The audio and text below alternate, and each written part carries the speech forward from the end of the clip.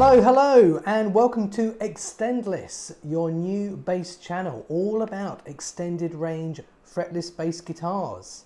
My name is Dave Hagger, and I've been playing bass for many years now, and I've got to tell you, I have a bit of a passion about the extended range type of basses and of the fretless bass. I've been playing bass for about 25 years now, and I remember being really inspired when I was a young kid, seeing a local blues band play. The bass player was playing a 6-string bass, and I remember watching him playing, just thinking, what exactly does he need that big bass for with the extra strings? As I watched and listened, I realised that he wasn't just playing all over the place, soloing, shredding away. He was playing it really tastefully. In fact, he didn't use the low B string very often, didn't use the high C string, well, hardly at all, but sometimes he did. And when he did, it was really tasteful. And that's why I've started this channel, because there's a bit of a stigma about particular types of bass guitar. There's a bit of a myth in the industry that anything more than 4 strings is not required. If it was good enough for Jacko, and if it was good enough for Paul McCartney, then it's good enough for the rest of us. Fair enough. My point is, most bass lines, most popular bass lines, can be played on 2 strings, the E string and the A string.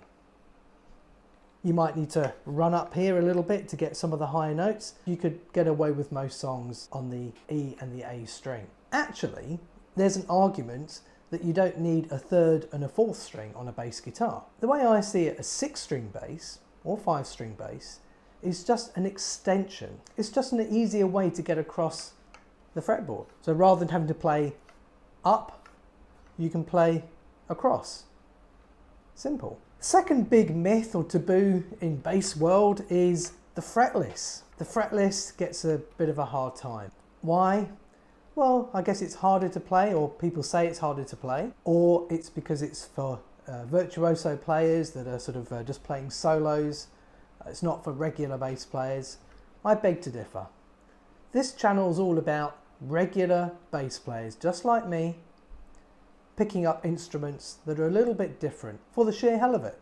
I argue that playing a 6-string fretless will improve your playing and it will improve your ear. It's a bit like the keyboard player in your band. They turn up one week with a 66-note keyboard, play. They come along the next week with a 88 keyboard. No one turns around to the keyboard player and says, "Hey mate, what do you need these extra keys for? We don't need the low end here and we don't need the high end. You hardly play those keys." Same argument with the bass. So this is just a brief video to introduce myself and tell you what this channel is going to be about. I'm going to be promoting bass guitars with more than 4 strings, 5, 6 mainly, and bass guitars that don't necessarily have frets. Am I a mad shredder bass player? No. Do I play a lot of solos? No. What do I like doing? I like playing in bands most weekends. I like playing music ranging from The Commitments, Ride, Sally, Ride, old Motown through to 80s, and I haven't yet found a band or style of music that you cannot use the 6-string fretless bass on. So I'm here to encourage new bass players and also seasoned bass players who might have been thinking about jumping over to a 5 or a 6-string or fretless bass, and I want to show you that it's not that hard. It just takes time and a bit of commitment. So if you like what I'm doing on this channel and you'd like to help me out, then like and subscribe to the channel, give me a thumbs up, write some comments.